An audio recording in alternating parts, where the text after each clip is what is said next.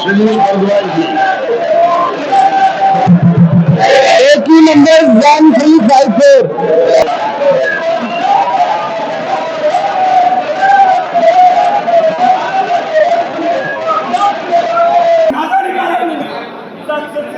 आप हाउस के बाहर देखो क्या असेंबली है, नीचे उतर रहे हैं, असेंबली है।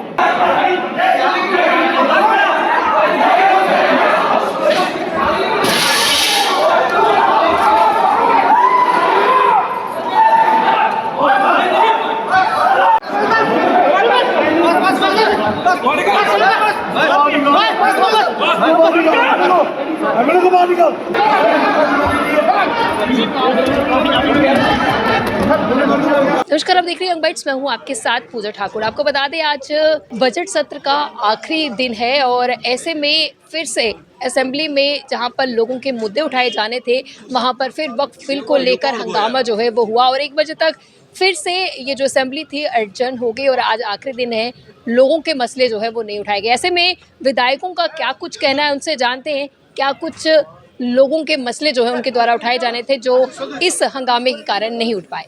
अरविंद जी क्या कहेंगे? कल आपके चैनल के माध्यम से भी मैंने कहा था कि ये बार्किंग डॉग है, भौंकने वाला कुत्ता है, इसको मीडिया को इतना हाईलाइट नहीं करना चाहिए। आपने देखा होगा कि आज हम असेंबली में मुद्दों की बात करते हैं, डेवलपमेंट की बात करते हैं, ये लोग वक्फ बिल को लेके आ जाते हैं। ये प्लांटेड आदमी है बीजेपी के खिलाफ बकवास करने के लिए। आपने देखा होगा कि जब एक बारी ये बोल रहा था तो एनसी ने अपना टाइम भी इसको दिया था बोलने के लिए।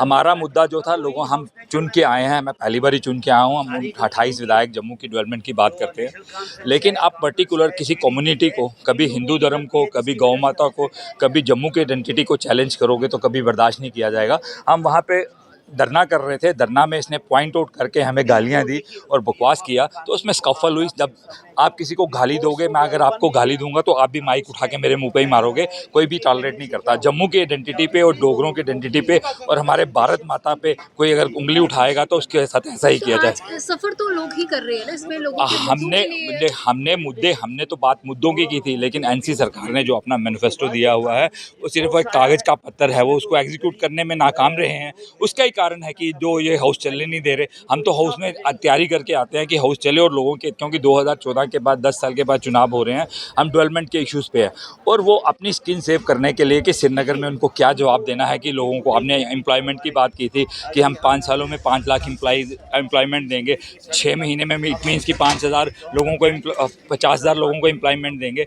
उसमें आपने देखा होगा कि एक आदमी को भी उन्होंने एम्प्लॉयमेंट नहीं दी है।